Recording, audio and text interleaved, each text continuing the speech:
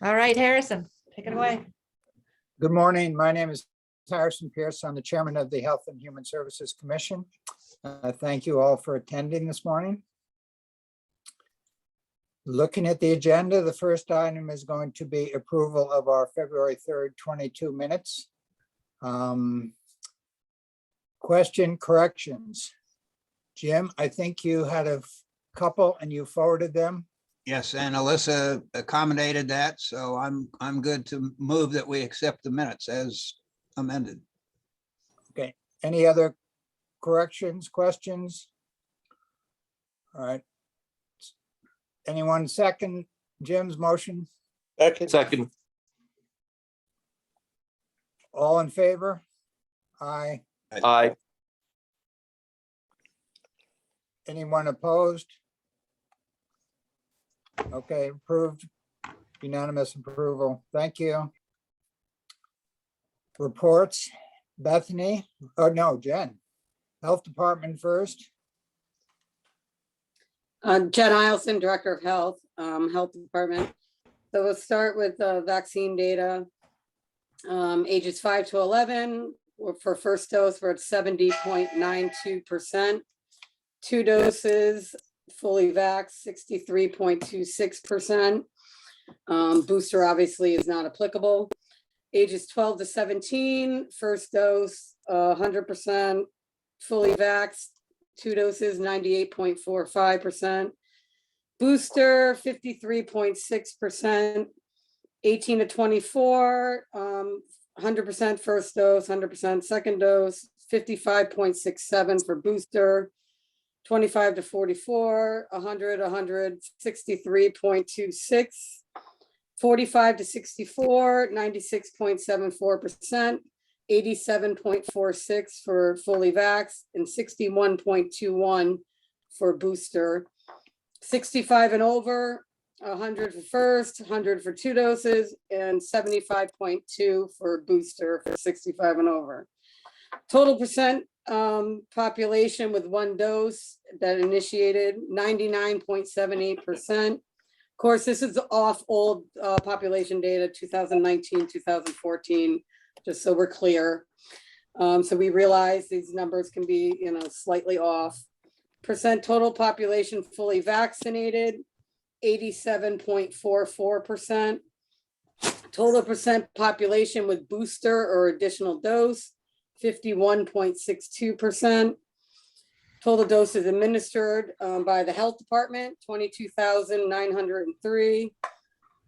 We have another clinic today. We have about 43 today. So the numbers are dwindling, but still have some coming. We partnered with the New Canaan Public Schools again on February 15th to offer one last large booster clinic for the teachers and staff there 12 and over. And that went well. We're still ongoing with homebound vaccinations. We did 9 in February. Still working with agencies in town that need booster shots as well. The 6 months to 4-year-old vaccine was supposed to be ready on February 22nd. We even submitted orders, the whole 9 yards. Now, as everybody knows, that's been delayed, possibly in April, but really it depends on Pfizer's data. Pfizer's the one that pulled back on it. So that's TBD at this time. CDC has changed the guidance on vaccination scheduling for dosage. So those age 12 and over for Pfizer between first and second dose. It used to be 21 days. Now it can be 21 days, but they really recommend 8 weeks instead of the 3 weeks based off all the studies that they're seeing. For Moderna, it's 18 and over for us, and it's from 4 weeks to 8 weeks between first and second dose. And that's based off the efficacy studies and the myocarditis issues. Testing, the health department's conducted 1,408 rapid tests. This August, rapid testing is slowed down. We still have people, randomly showing up a couple a day, but we tend to push everybody now towards PCR testing. especially if they're asymptomatic or their symptoms just began. Because our testing with progressive labs, the results come by 8 o'clock at night. So it's almost like having rapid testing. It comes same day.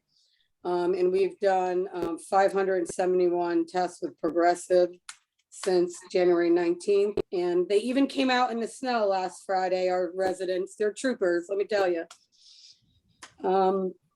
Environmental health, public health, emergency preparedness, 32 building permits for February, 14 septic plans, 11 housing complaints, 17 restaurants, 4 daycares. Region 1, Public Health Emergency Preparedness, completed the 3-part series on mental health and community resilience. The last part was in conjunction with Silver Hill. Bethany's group came to that with me as well, virtually. We're doing our next training for Region 1 for Public Health Emergency Preparedness is anthrax tabletop training at Sacred Heart. That'll be in April. And actually our Fire Chief Albie is going to be our trainer on that. So more Ukrainian representation. The state's resumed in-person trainings for local health, which is great because we need contact hours for our licenses. Chris will be going to a blight and inspector safety training on April 1st in Oakville. Region 1, which is the 14 towns in Lower Fairfield County, has formed a subcommittee on communications. We met 2 days ago, and the purposes are twofold: unified COVID messaging, especially with each town kind of doing a different thing with the mass choice. And then the main focus is for public health workforce development. There's a huge problem in public health right now of understaffing, and that there are not people to fill the positions that are qualified to have all our degrees, all our licenses, all our certifications, because, you know, it takes 2 years before you could even take the RS test to work in local health.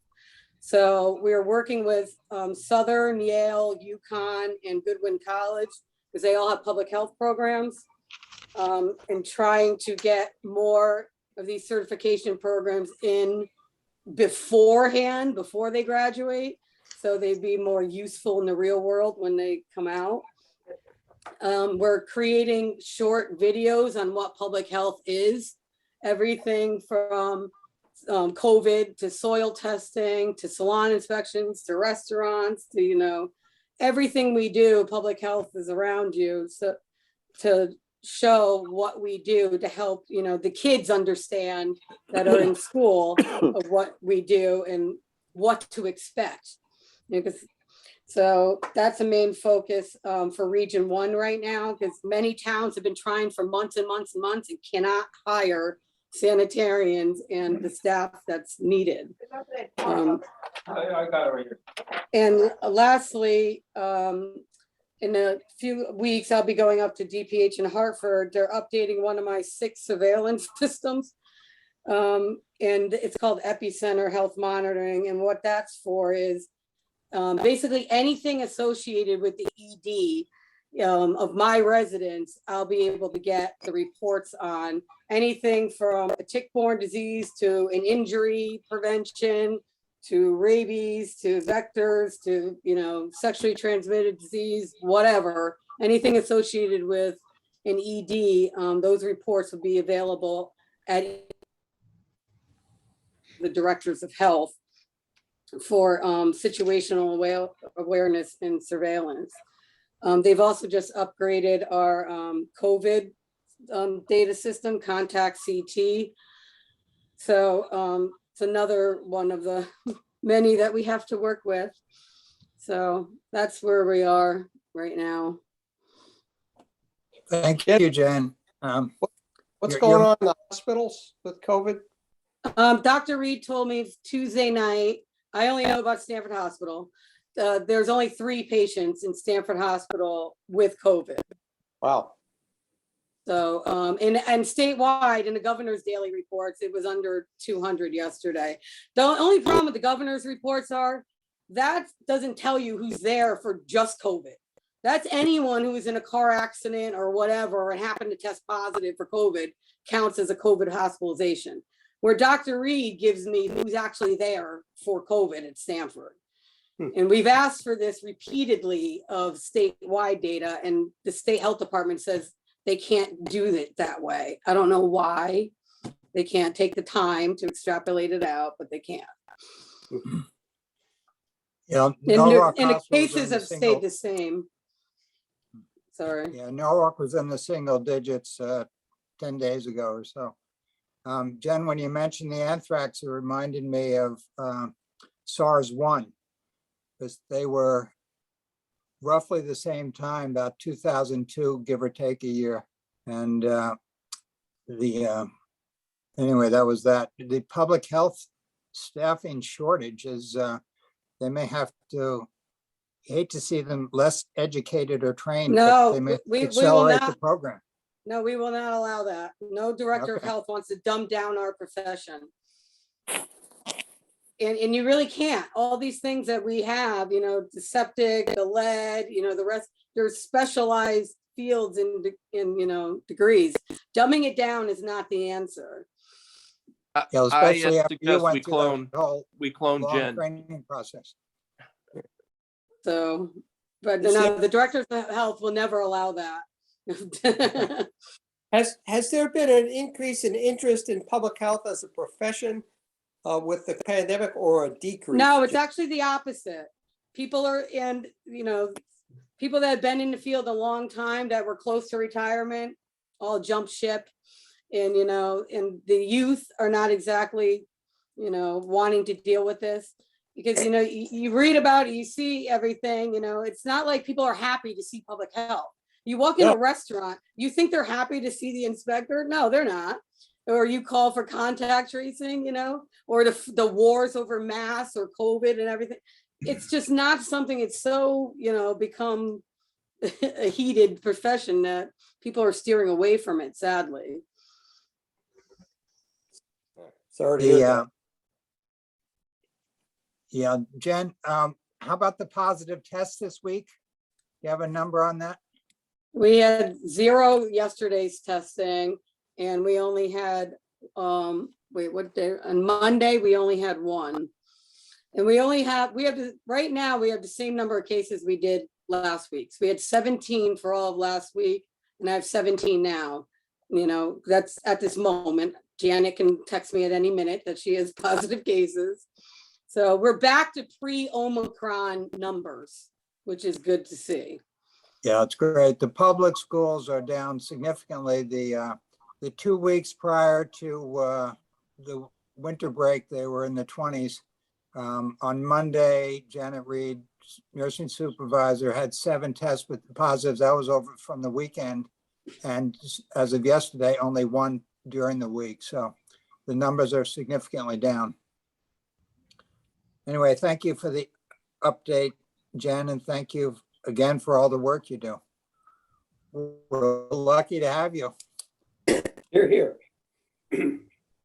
The next is Human Services, Bethany. Hi, everybody. Bethany Zorro, Director of Human Services for New Canaan. We'll start off with the food pantry. We have continued steady usage with that, with approximately 30 shoppers, each distribution, which is every 2 weeks. That's about 100 individuals in the feeding with the 30 shoppers and their household numbers.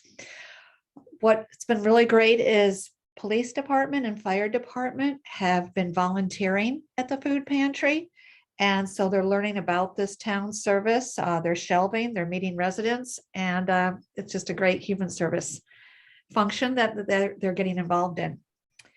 Blood pressure clinics, there's been an uptick in participants, and I'm taking more time with the residents. There seems to be more of a communication, enjoyment, and it actually, helps me assess more in terms of the person. I'm also there's been an increase, or it's been created.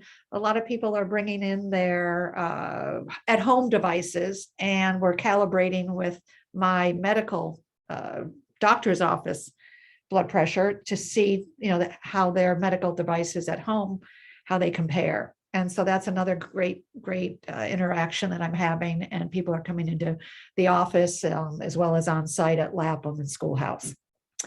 OSHA training, we've completed the fire and public works OSHA training on bloodborne pathogens. It's a wonderful PowerPoint presentation if anybody wants to see it.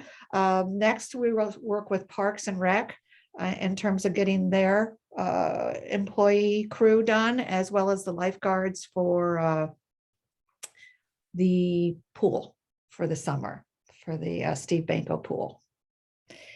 The employee wellness, we've definitely are partnering with human resources now. And after the wellness clinic and the stretch lab, we had stretch lab come, they're across the street and they do body stretching. We gave them, they were here for a few hours and it was a huge turnout. The employees signed up for 15-minute reflexologist, and that was very relaxing, great. Tomorrow, Friday, is employee appreciation. So we're working with human resources and Anna Krolikowski up for employees over at the town meeting hall tomorrow. And then we're getting another reflexologist that was in high demand at the employee wellness fair. We're going to get her as the next person to come in and just give the employees a moment of relaxation. Spare space at Human Services. We have an extra office in the back, and our rapport interaction with the police department has increased significantly. And so we have a spare space now where IT set up a desk, a computer, everything. So anyone is welcome to come in the town. And the police department was really using that, the community police person. It allows her, which is right now for the year is Nicole Bertulli. It allows the community officer to be in town, and it's very useful as Human Services continues to go on its outreach efforts for some of the behavioral health issues. When we're with Adult Protective Services, we go on site to check somebody's welfare. So it's just very great communication, and definitely a moment where we feel that our integration with the town is even stronger, and thus that helps the resident as well. Final budget presentation will be on March 16th to the town council. Everything is going along there. We have continued collaboration. Getabout has been with Elder House, the Norwalk Senior Adult Daycare Program. Getabout has agreed to offer rides to the New Canaan residents. We have residents using it, others that are starting the process. So that's been a great outlet for those that are feeling isolated and for caregivers that definitely need a break. And they know they're going to a safe place. Fire Department and Human Services have joined to do a veterans coat drive. So that's been another interaction with our fire department. We have, there was in the New Canaanite, we're hearing a bit of getting the pulse on a divorce support group that was needed. And so definitely we have gathered some divorce support group information, as well as working with residents that have come forward interested in helping with this, and the faith-based community and New Canaan Community Foundation. So we're going to be getting more support available to the residents. Some like to go outside of New Canaan, others like to stay in New Canaan, and so we want to offer those choices. So that's in the process. We are getting, because we're seeing an increase in the need for grief support, caregiver support, as well as divorce support. Marcy, Jackie, and I are getting these resources on a sheet that we are sending out to the community outreach team, which consists of about 60 emails, a liaison in every type of, from like the New Canaan Beautification League to voices, to faith-based communities, to clubs like the Exchange Club. information where they can then disseminate to their members. And so when we do see an uptick in requests, we tend to want to get that out to the community as well. So that's being done. And then we also found that there were clients coming in needing a notary, as well as some employees. And so we have Human Services now is in the process of becoming Enza, our administrative assistant. She is becoming certified as a notary so that someone doesn't have to go to the bank, a client coming in needing information, something notarized. So we're going to have that too. Just that's it right now in terms of communicating, listening to what's out there, what's needed, and moving forward and servicing the community. Bethany, is Voices, are they more interested now in what HHS is doing in New Canaan? Correct. So Jackie pulled together a meeting with Voices. Mary Fetchett contacted Jackie. And so we had a meeting with Voices, and they do a lot more than their original platform. So now they offer a lot of services that we definitely want to partner with, know about and be able to use as a resource. So that's been very, very valuable. And they will be on on our resource pages that I will send out this week. Yeah, so I've been on the Voices mailing list, and I know what they do in terms of resiliency. And I did call Mary Fetchett after the young boy was severely, died playing hockey with that injury to the neck, and to see what they did, if they had anything specific for that. And she was interested in it. And I think they've changed their focus somewhat. Yes. And moving from 9/11 to more resiliency in today's age, and still dealing with lots of people in New York City that were exposed, et cetera. Yes. But and all over the so world. good. They're incredible, Yeah, all yeah. over the world. Yeah. It's a great organization, and we are, definitely excited and happy that they have ventured into other areas that can come back to Human Services. So yeah, that's been great. Any questions?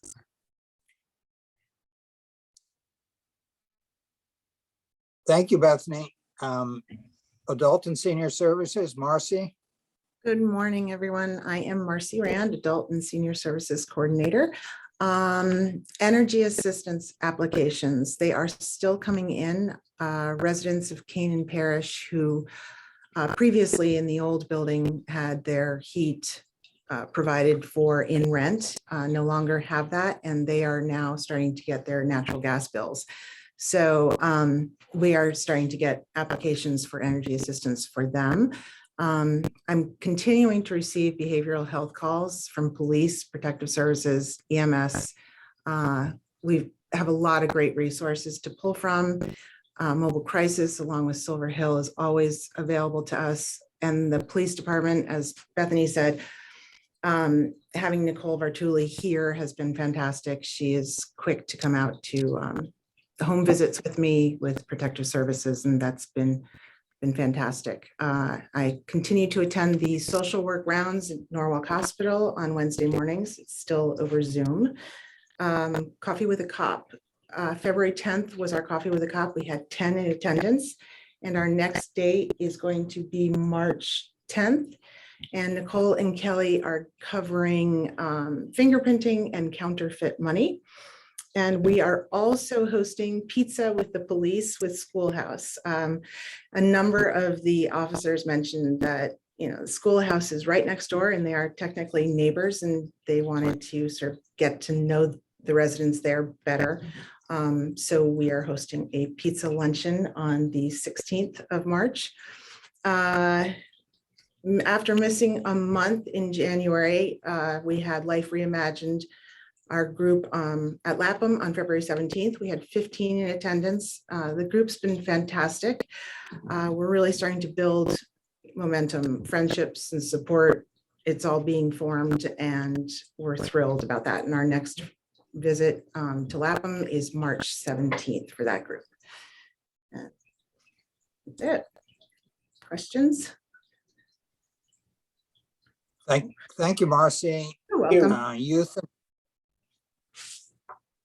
Youth and Family Services, Jackie? Yep. Hi, I'm Jackie DeLuey. I'm the Youth and Family Services Coordinator for the town. It's good to see everyone today. There's a lot going on. It seems like a very busy here. As Bethany and Harrison mentioned, I think all of you get my newsletter. If you do not, just shoot me an email after, or Bethany, and let me know if I can add you. I do include you guys, but as you can see, a lot of good programs coming up. CARES, as was mentioned, Voices, Center for Resilience, amazing programs just in March alone. I have a couple of, there's an event tonight, the Children Mental Health Forum with State Rep Lucy Dathan at 6. I know 2 of you have said you've registered, Alyssa and Jen. Thank you for that. So maybe we can, give an update on that next month. That's a great event. There's another one I got today that's through NAMI, which is the National Alliance for Mental Illness, also on the pandemic and adolescence. That's coming up in a couple of weeks. So there's a lot of stuff going on there. So let me know if you do want to get that newsletter, just so it's another reminder of some of these events happening. Obviously, I can't, get every event that's happening because the thing would be miles long, like a CVS receipt, but I do my best with what I can cover there. So I don't know if anyone, Alyssa had turned me on to the other day, a briefing on the president's administration strategy to address national mental health crisis. Really good information in 20 minutes. They want to increase funding for schools. I think that was like $1 billion to hire more mental health, school-based health staff. And also that would supplement the American Rescue Plan money.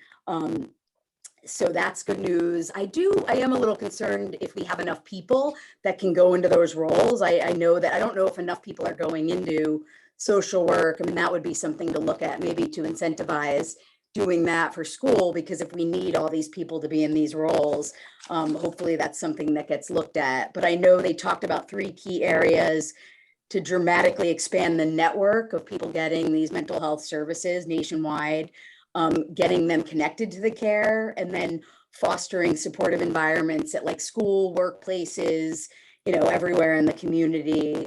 They said 2 out of 5 people suffer depression and anxiety of all ages. I mean, that's huge. They did mention that adolescent girls nationwide, they were up 50% in suicidality, which is huge. And I think they attribute a lot of it to the social media. So they want to do more research on that to see how that affects kids' health, safety, well-being. And I don't know how they would even address those issues, but I just thought it was very hopeful. They're lofty things that we would need to work on, but I just love that we're putting a lot of effort. Let's just see how it rolls out. Also, if you're not aware, 988 is going to be replaced, sort of the suicide hotline number. That's going to roll out in July. They are claiming they have trained staff. That would be getting people to, mental health help. Hopefully there's no wait times on that, but I guess we'll see in July when that rolls out. On the home front here, I've had already this month 3 counseling referrals. One I'm in the process of doing after I get off this meeting, helping someone find like a supportive housing, which housing is impossible to find, but this person needs, they have a child, they need, someone maybe to check in with them. So that's probably going to be difficult to find. Some of the shelters offer it in Stamford and Spirica, but waiting lists are like, very long to get that type of a thing. But hopefully, she can find something soon. There's been 6 DV reports this month. It's a lot. That's a lot for February.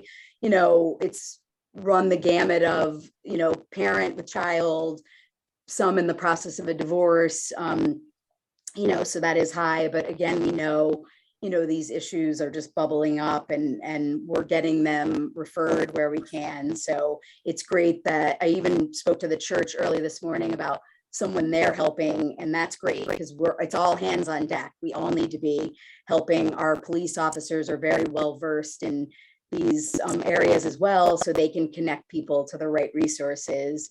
I had a consult with the school on, we have a child that's homeless, so we're trying to work out, if anyone's familiar with like the McKinney-Vento Act, that's something that probably is going to come into play here. So hopefully the child can still be educated, like at least the school year, and then hopefully can find a more secure situation for next year.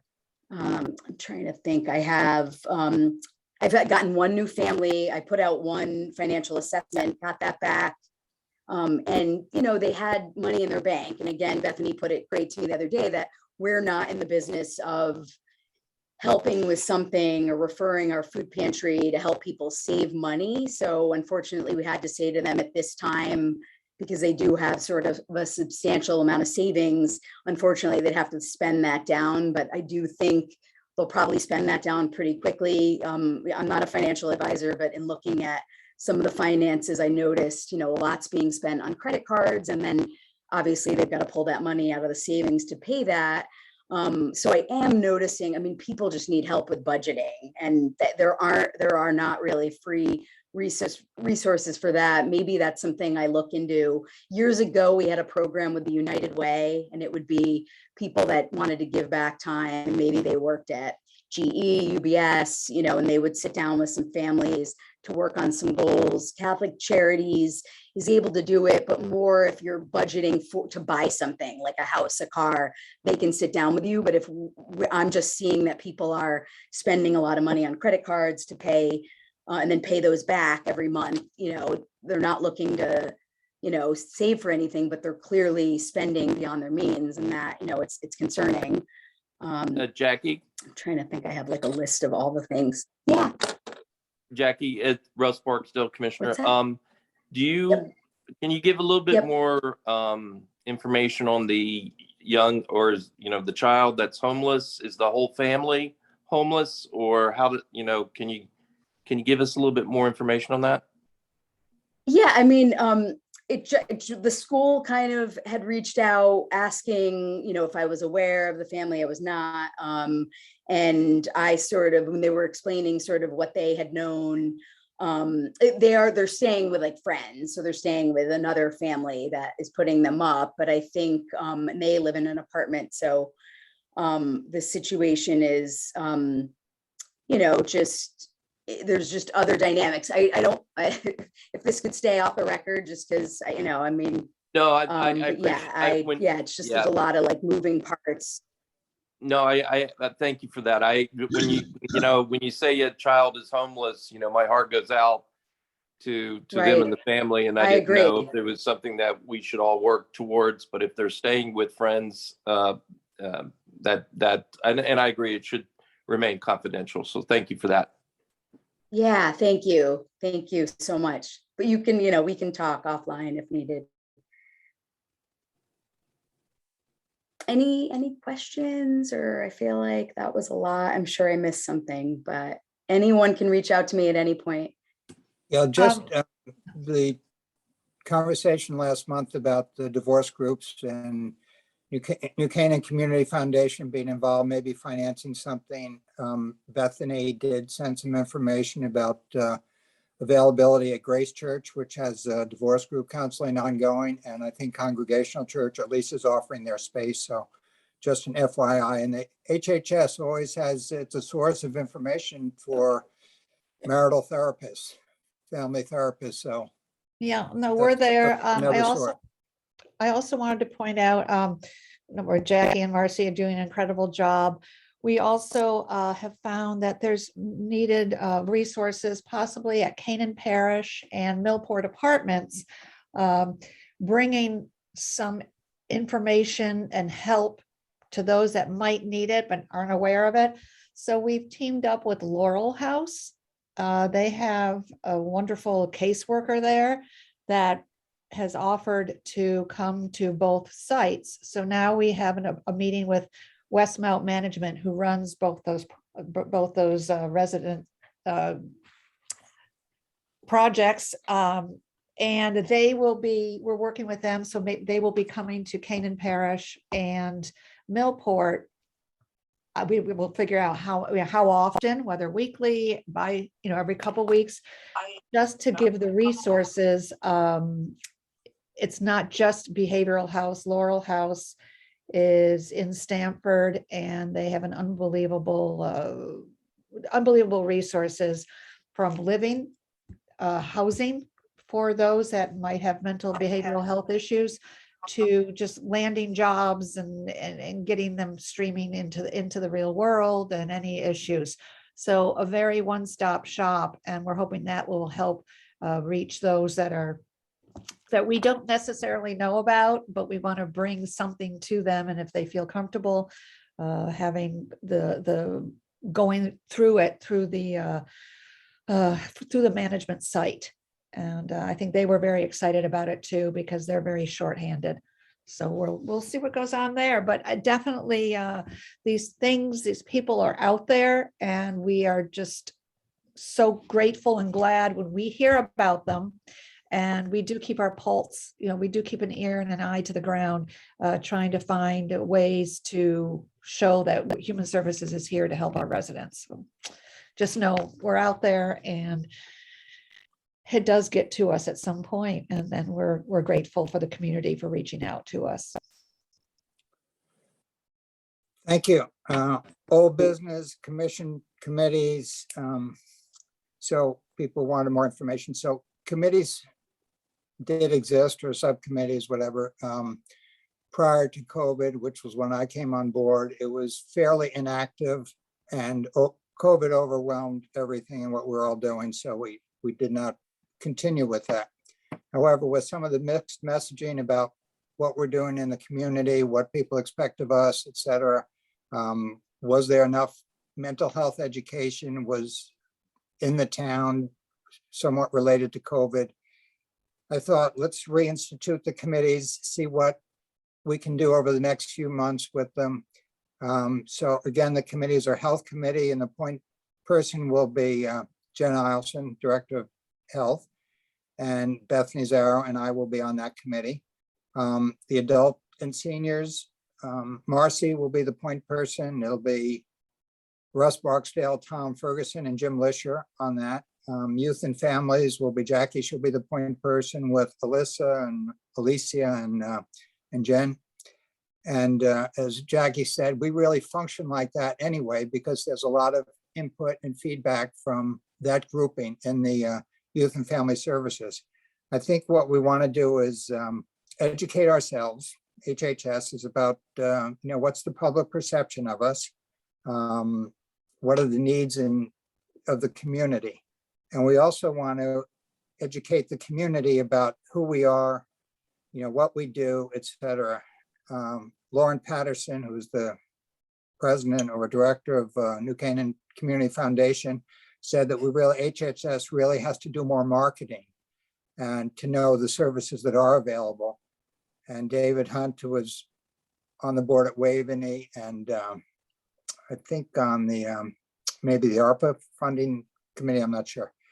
He referred to people in New Canaan think of HHS as just for, quote, poor people, unquote. So I think we need some information going in both directions. Let's see what the committees do, what they don't do. And if it's, not a productive venture, we'll revisit this in about 3 months or so. Any questions about that?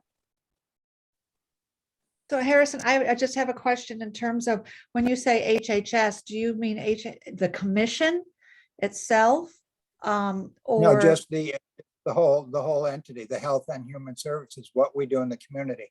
In fact, next, for the newbies, not that there are that many of them, but next month, Bethany is she'll go over the budget, but plus all of the connections that she has with, or HHS has with various entities. So that'll answer some of our questions. It's more of the sensitivity to what the public needs and who we are informing them. That not answer? it does, I just want the committees. I think I'm speaking on behalf of the caseworkers. I mean, they work so hard and so many hours on caseworking, and we are doing all this and we continue to do it.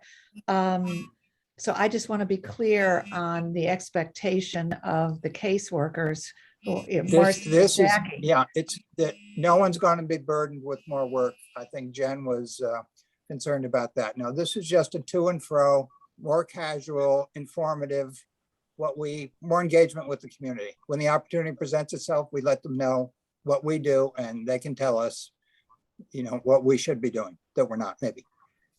Don't worry about that last sentence. We're doing lots. Okay, Okay, next, American Rescue Plan Act. Continuing conversation with Silver Hill, which looks to be a very promising thing for the community. I think everyone is on board with this and something is going to happen. We'll call it an acute diagnostic center, clinic, care, whatever, something that will be available 24/7. It's somewhat of a novel approach, would serve New Canaan primarily, plus or minus adjacent towns. We're working on that. And a little subset of that is that, and this was brought to the fore by, again, Lauren Patterson, about maybe what we're doing with Silver Hill could also involve educating the public. But that's a sidebar issue. The most important thing is this acute diagnostic center. Kevin, do you want to address that issue? Well, why don't you kind of give a summary of our conversations with Silver Hill, Harrison, because Sure, we've had about 3 meetings to date. There is a need. It was initially called to deal with psychiatric crises, and they happen infrequently, but when they do, they're there and we have to deal with them. Hospitals have been overwhelmed or have actually depleted their psychiatric services, like Norwalk, unfortunately. I think Stanford is going in the other direction, but TBD. How can we deal with this when we have Silver Hill, which is a psychiatric hospital in New Canaan? We do have some ARPA funding. I think it was Kevin's idea primarily, maybe with help from Dr. Gerber, who's the president of Silver Hill. And what we want to do is set up this for these crisis or acute care things 24/7, to have psychiatrists, psychologists, clinical social workers, whatever, involved and be available for the initial diagnostic and then disposition and what have you. So it's that's where we are. It's a work in progress, but I think it will happen. Any questions about that? Okay. Thank you. On to new business. We do have a guest today. Kids in Crisis, Greg Sloan, New Canaan High School, Teen Talk. Nice to meet you, Greg. Nice to meet you and everyone else. Thanks for And having me. I am in communication with Janet Reed frequently, and they're very happy to have you at New Canaan High and just have positive things to say about you. So Thank you. why don't you just introduce yourself and give us your background, and then Sure. how life is in New Canaan. Yeah, thank you. Now I'm closing in on 5 months here with Teen Talk. I spent my career in Westchester schools, mostly New Rochelle, as a counselor and an administrator. And, I kind of hit the point where I needed a change, and I was able to leave. And, but I wasn't like ready to retire. So I'm here. I was kind of looking around for the right fit, and I think I found it in terms of the work that I'm doing. I've seen, I think it's 46 students since I've been here in 5 months. And, some are referrals from Janet and the nursing staff. I'm housed right by the nurse's office, which is very convenient because, I think the primary things that I'm seeing these days have to do with anxiety and depression, that sort of thing. And I'm learning a lot about the impact that the pandemic has had, not only academically, but socially on students and friends. And there's a lot of impact that it's having. So I think it's been I see myself as a valuable resource here. I'm being utilized. There's currently, when something comes up, there's a family that contacted the agency. Anyone can contact Kids in Crisis over in Cos Cobb, but there's communication because I know, the students and identified special education student here. So I'm in contact currently as we speak between the agency, some social worker psychologists here, and actually the youth officer also, because there's some concerns. So I like the fact that there's a lot of communication. I feel like I've been welcomed and part of the community, part of the school community, certainly. And also I'm on several committees.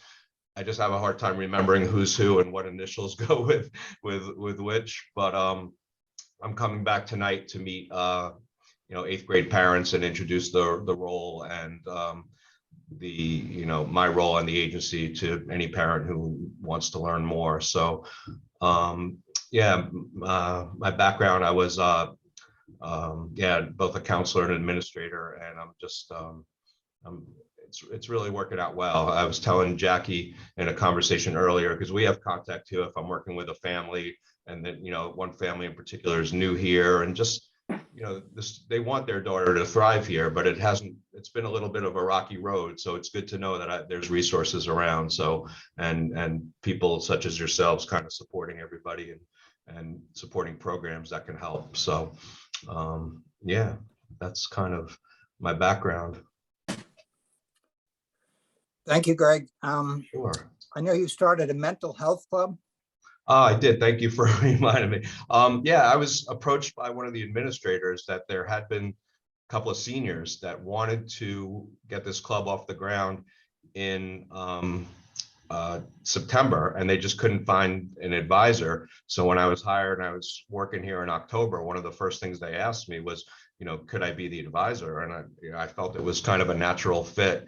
So we meet every Wednesday. It's a group of about 8 to 12, mostly seniors. I've gotten 2 juniors that I'm trying to promote as, keep this around because we want to keep it going. It's funny, I talk to a lot of my students who are freshmen and sophomores, and they're very, very intimidated. I say, you should come by, you need something to do. But the fact that it's mostly seniors is intimidating.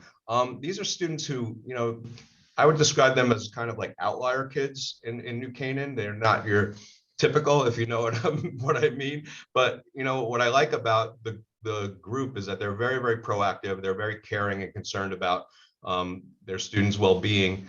And where I come from, outlier kids are getting in trouble and doing negative things. And what I'm impressed about is outlier kids doing positive things. We had a bake sale. They decided they wanted to raise money for the agency, Kids in Crisis. So we raised a lot of money. They handled everything. We are in the process of preparing some presentations. They want to go to SACS and do presentations about anxiety in particular to middle school students. And what really impresses me is that they're seniors and they still care in March, because a lot of again, that's a difference that I'm seeing with New Canaan students, because many students that I've worked with, especially seniors in my past, would be checked out in February. It's just like they know where they're going. And these are students who really want to give back, who talk about their experiences in middle school and ways they can improve it.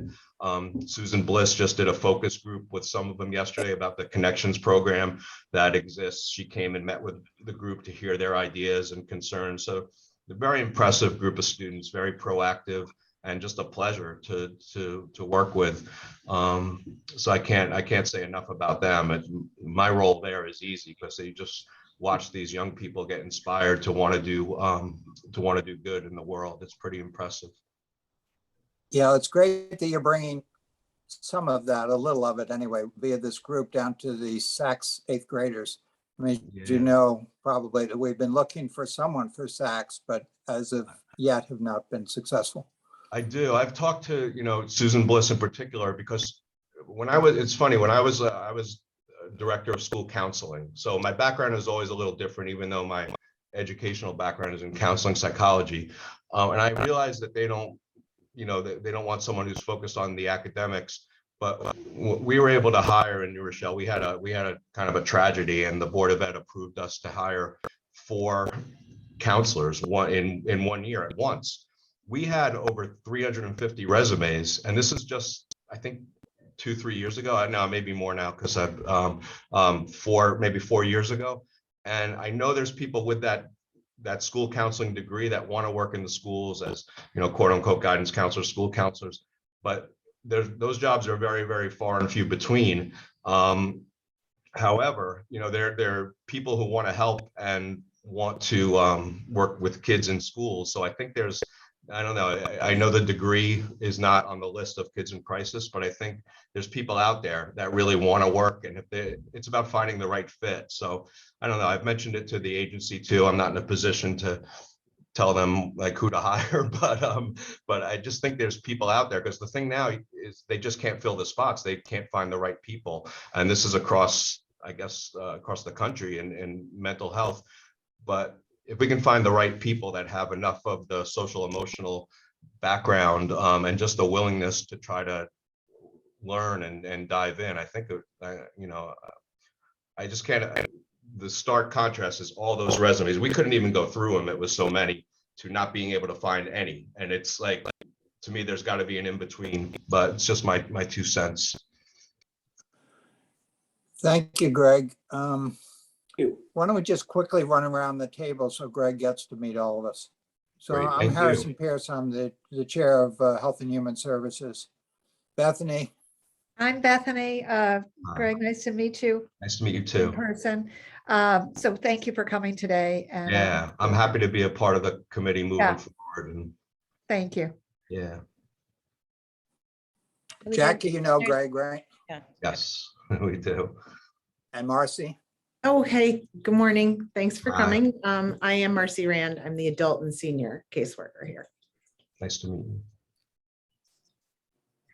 And Russ Barksdale? Russ Barksdale, very nice to meet you, and thank you for your life's work. So it's a Thank great you. vocation, and we greatly appreciate you having you in town for our kids. So I'm happy to be here, really. Okay, Jen, you're next. Hi, Greg. I'm Jen Laddick. I'm one of the commissioners, and I also am on the Youth and Family Committee. So I would love to get in touch with you and maybe pick your brain a little bit more about what's happening or any new trends that you're seeing. Yeah, I mean, just one note, because I was making some mental notes. Aside from anxiety and depression, there is a concern I have, and it's vaping. I think it's really, really prevalent, as some of you already know, but it's a big concern here at the high school, and from my estimation, and others people's as well. So Okay. Great. So I'll be in touch. It's so great to meet you, though. We're so You excited too. to have you at the high school. Thank you. Alyssa? Hi, Alyssa McKenzie, also on the youth committee, and also a Newton High School graduate myself. So it's great to hear Nice that. to Yeah. Tom, Jim?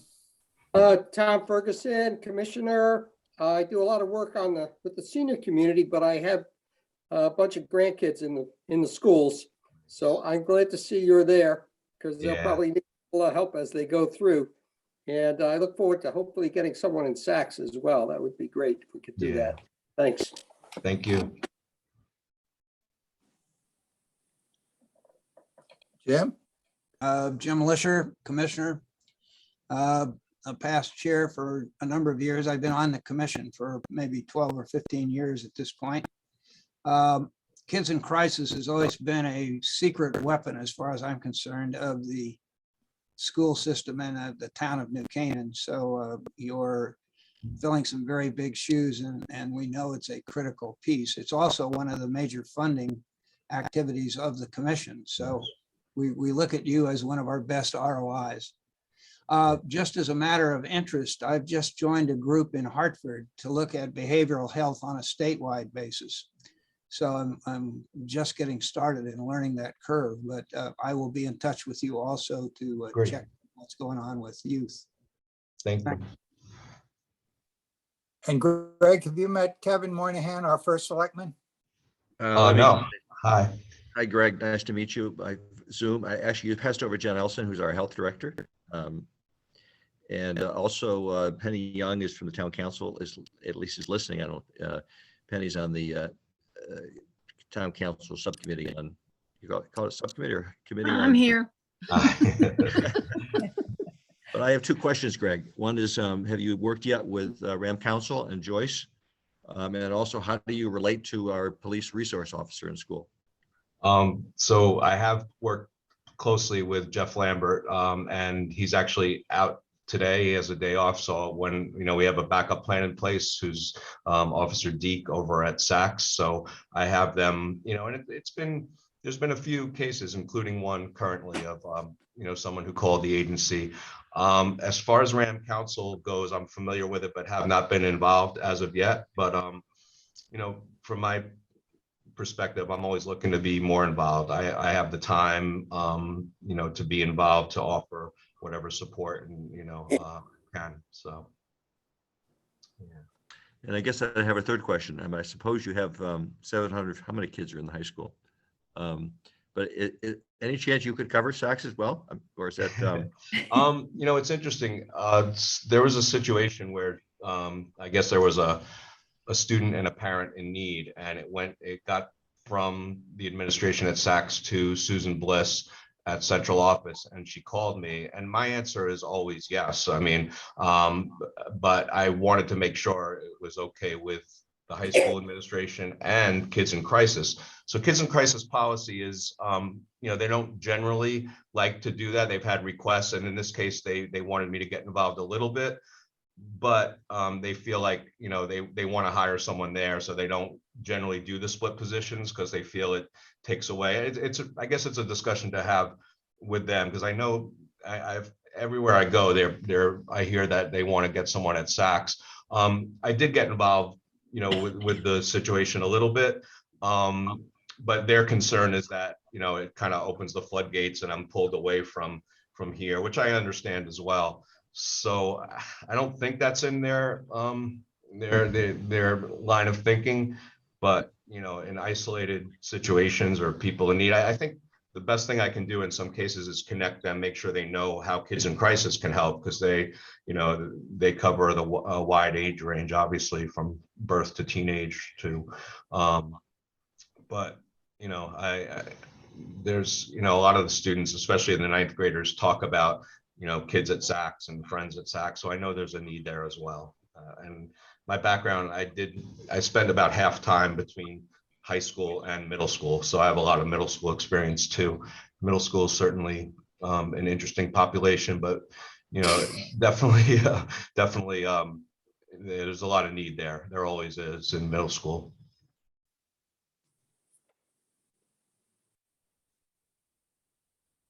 Any other questions for Greg? Greg, thank you so much for zooming in, and we're happy you're in New Canaan and hope you continue to enjoy it. And I know again, that everyone is so appreciative to have you on board. I'm really happy to be here. Thank you for having me. I'm happy to be on any Zoom meeting or even in person anytime. So just let me know. Harrison. Thanks, Greg. Can I go back to the ARPA funds discussion? Because I'd like to elaborate a little sure. on the Silver Hill thing, and also talk about Waveney. If I could just take a couple minutes. Yeah, that's fine. Go ahead. So the meeting at Silver Hill yesterday, we brought Chief Karlikowski because the use of Silver Hill Hospital as our behavioral health medical advisor for the past 3 or going on 4 years really sort of started the relationship with Silver Hill. And Dr. Gerber's been there for almost 3 years, but his predecessor had been working, Dr. John Santapietro. He was relatively new at the time, but he had worked on the senior issue with Jim and myself and a bunch of seniors about how telehealth could be expanded into the senior community. And also Brian Lussey was there along with Susan Bliss and besides Lauren Patterson from the Community Foundation and Bethany. Who else do we have there yesterday? Bethany and Harrison. Harrison was there. But Dave Hunt was, I asked Dave Hunt to participate because he's a Waveney director, but he also has been both a Silver Hill Hospital director and a director and supporter of the Visiting Nurse Association of Norfolk County, which merged with Waveney. Russ, I see Russ is, Russ, as CEO of Waveney, is a bit conflicted here in terms of dealing with the Waveney request. But the Waveney request had 4 parts, and one of which was the telehealth, and that's sort of connected but sort of different from the discussion we're having with Silver Hill Hospital. Telehealth, we had a meeting with Leo and Russ and Harrison, and who else was there? Jen, Lauren, Tucker. Anyway, we had a meeting, and we try to I'm trying to understand what the Waveney telehealth proposal is, and I understand that they've developed a tablet and a way of having all the providers in the area connected that are health professionals, so that if a senior or other resident, doesn't have to be limited to seniors, can have a way of connecting their health providers so that all of their medical information is consolidated into one data source. There are commercial products that provide this, but the idea of having, and then I talked to Phil Shipley because I understand the EMS had talked to Waveney about this a year or so ago, and the idea of how EMS tries to gather the medical information about a patient, or at least the meds that they're on when they are transporting a patient to Norwalk or Stanford Hospital. And they're doing that to be able to have the hospital have the immediate information. But this kind of telehealth tablet with medical information, especially for seniors, to me has some value. And the focus on seniors would be an initial targetable thing to do, I think. So anyway, that conversation will continue with Waveney about their telehealth ideas, especially as they're done with the visiting nurses. It has been done for a long time for the vulnerable seniors with telehealth. And but so we're focusing on the mental health part that Waveney teed up on on Leo's letter with Silver Hill Hospital, and working with Waveney. Obviously, the seniors are part of the Silver Hill initiative. And then, but the other 2 items are ones that are probably more, well, the Nursing Institute is something that Waveney has already done and started. It's kind of a, I don't know, Russ, if you want to address that, but as far as what that involves. And then finally, the COVID related testing and monitoring. Bethany and Jen have been focused on the COVID needs, especially Jen, 24/7. I didn't mean to. And I think, we're going to continue to provide the community with all the testing and vaccinations we need on COVID as it continues into an endemic from a pandemic. And, but Jen, Harrison, I just want to mention that, it's not as though we've given short shrift to the Waveney, Leo Carl's letter, but the 2 aspects in particular that we focus on as really good targets for ARPA funds are the Silver Hill, I would call it the navigator method. And actually when Greg was on, one of the things yesterday at the meeting, we focused on the fact that we have to have everybody know each other when it comes to the schools and the HHS staff and the EMS and the police and everybody has to know who the players are, so that when we have a family in crisis or an individual in crisis, everybody knows what the resources are. And also, and that kind of the education factor that you were referring to before. Yeah. 2 years ago, we talked about having a conference at Silver Hill to educate all the related parties to what the resources are. And what we're talking about with Silver Hill as it relates to behavioral health and mental health and crisis issues, for whether it's substance abuse or alcoholism or attempted suicide or whatever the issue may be, that we have a team that knows how to work together. So, and this is something that goes far beyond what the state could provide to families or residents with mental health services. Yeah, we discussed the navigator role and came to the conclusion that Health and Human Services was the navigator. Now, if someone has a psychiatric issue, whatever, goes to Silver Hill, then they will become the navigator for that person in terms of referral, et cetera. But and Silver Hill did not want to be the quote navigator unquote for the town and all their myriad of psychological issues because amongst many other things, it smacks of conflict of interest. So HHS is the navigator and will continue to be. Testing, that's all Jen, that's Department of Health. That's her domain.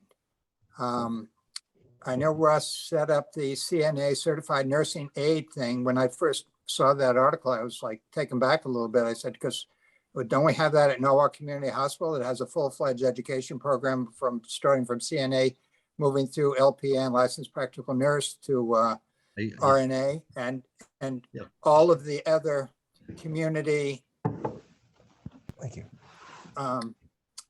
schools in community colleges in Connecticut have that same CNA. So Russ, was that because you don't have enough supply of certified nurses aides, can't do it? There's a backup to get into these programs at these certified educational institutions, or what was the thinking there? Well, that, a conflict of interest here. I would say that a detailed reading of what each applicant submitted, I think, would be very helpful, because I think there's some misunderstanding on a lot of levels, and so I would just say that. The difference in our educational program for CNAs and home health aides is that they are hired on day one. So a huge barrier right now for students getting into schools, especially into nursing schools, is that they may have a part-time job somewhere else. They may have child daycare issues. They may have housing issues. They may have 1,000 other things that are a barrier for them, as well as tuition. We hired the employee on day one. And why this has been well received by the state, and Jim can jump in here, is because we hire the individual, and the person is getting a salary on day one to go to school, and we are paying for everything. We're paying for their schooling, their training, their mentorship, alongside of a nurse. They're learning as they go, and they're learning real skills. We're also developing soft skills for them, and providing education, so they know how to balance a checkbook. They know how to get housing. So we looked at all of the programs that exist in the state, and said none of them have set up an employment model. And we thought it was the best way to onboard and remove as many barriers to the nursing profession as we possibly could. So I can understand a very superficial reading of Leo's letter, but I would just recommend to everyone, if you read into the details of the application, I think it would make more sense. And the last, in terms of testing, we weren't looking to what Jen and her team have done a fantastic, marvelous job. We were more than happy to support her in a very little way, a small way. But we have found through our testing is with all of the mutations that are occurring, the quick tests are very inaccurate. And so we were now working with Yale and other research centers to try to move testing, the type of testing that's done, not actually performing the testing. It is looking at what type of methodology and what type of testing could be created so that we can keep track of the mutations as they occur. So again, I think what the confusion that is occurring is from a detailed reading of what was actually submitted. Right. Well, let me just Thank you, Russ, and thanks for explaining that about the CNA. I think having the salary from day number one is very attractive for lots of these people. My only question related to that would be, the quality issue, but you're overseeing that, because on day one, they're not really ready to assume any responsibility, et cetera, et cetera. Right. Um, Can I make a quick comment, Harrison? Sure. Basically, I'm sort of been involved on a tangential basis with the Waveney as well as the state on this. There's two things going on, and one of the reasons Waveney is such a terrific starting point is not only do we break or are we innovative, meaning we, New Canaan and Waveney, in terms of paying a salary to people that are entering the healthcare field. As Jen said, there's a shortage of help in the public health side. In the major healthcare marketplace of everybody from nurses down to CNAs, there's a really big national problem, but particularly poignant here in Connecticut. The state loves as far as I can tell anyway, the Waveney proposal, which actually screens people, prepares them for training, and then gives them both academic certification training as well as on-the-job training. And again, it's focused on 100 people a year that Waveney needs, but it will also provide a feeder stock for other and tie-ins with the other places, such as the hospitals and the community colleges. So from the standpoint that it's a very classic New Canaan innovation, as far as I'm concerned, that is really something that needs to be given a try. And the fact that you can take people that are confused about a long-term healthcare career and actually pay them from the outset is really an innovation, and the way they set this up. Second thing is, on a broader basis, there's over the next 4 to 6 weeks, the ARPA money from the state will come along, and there's a $20 million grant in development. I think it's actually being presented this week for being able to recruit healthcare workers across the state. And that ties in heavily with the hospitals. And I know Nuvance and Stanford Hospital are a major part of that grant. So the whole thing is that the Waveney proposal is one small piece of this giant puzzle, but it's a classic case of, once again, New Canaan stepping up as a innovation leader in dealing with the healthcare issue. And the big $20 million thing is like a classic state activity. It will be interesting to see how that executes. Waveney is very focused on getting 100 people out of there, graduated every year, that are Waveney's needs. And that's a big problem for us as citizens of New Canaan, is making sure that Waveney's staff is fully prepared, professional, engaged, et cetera, et cetera. So we have a self-interest in this, but we also are a major telltale for the state in terms of watching an employer-driven program. So congratulations to Russ in putting that together. I'm really hoping that some of the ARPA money from the town will go to help that move along, but it's part of a grander plan. Thank you.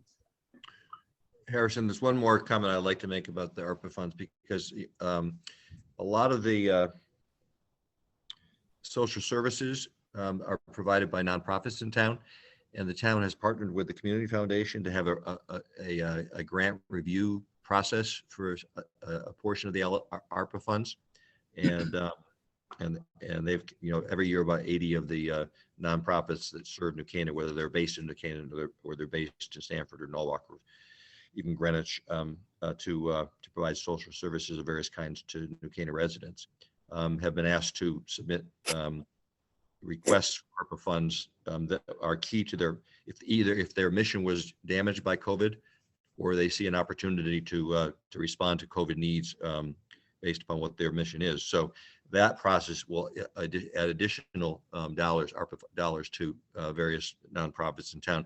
The Waveney request has been pulled out of that, along with the YMCA decided not to proceed with their infant daycare expansion, regrettably, because we do need more infant daycare in town. So the large three large requests for the YMCA and Waveney, and I think what the third one is. I think it was the Town Players. have been pulled out of the Community Foundation's process to review the request. But that's an important element of the use of the ARPA funds too. And finally, I wanted to mention that, in your discussions, I haven't heard any mention of senior housing, although the Senior Housing Committee perhaps could, the Adult Seniors Committee could perhaps begin to focus on that again. Obviously, affordable housing is a big issue in town right now, and the senior housing is a part of that. So I would encourage you to focus on senior housing, as Jim Lisher and I have in the past 10 years, and gotten basically nowhere. But Well, that's not true. Actually, Kevin, there's a lot of housing.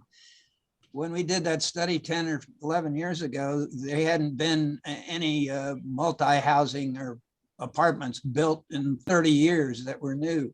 well, that's a fair point. But on the other hand, the rent, Price.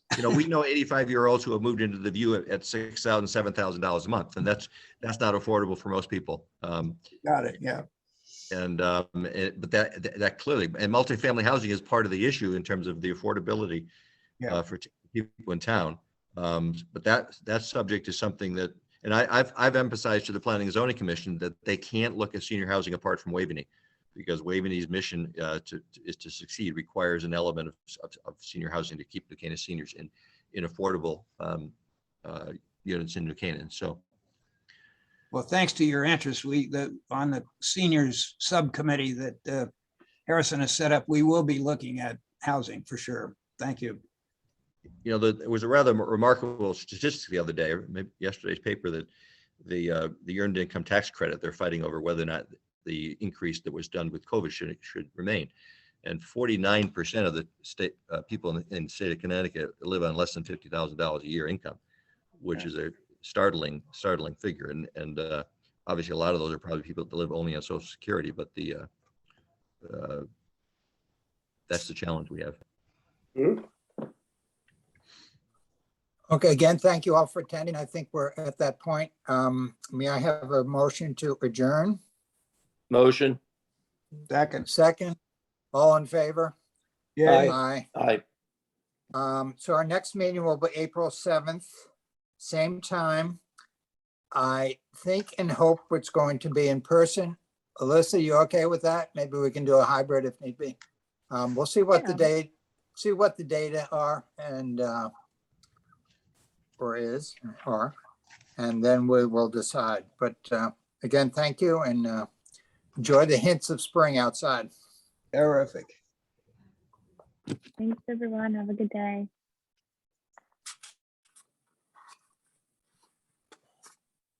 All right, I'm going to stop the recording.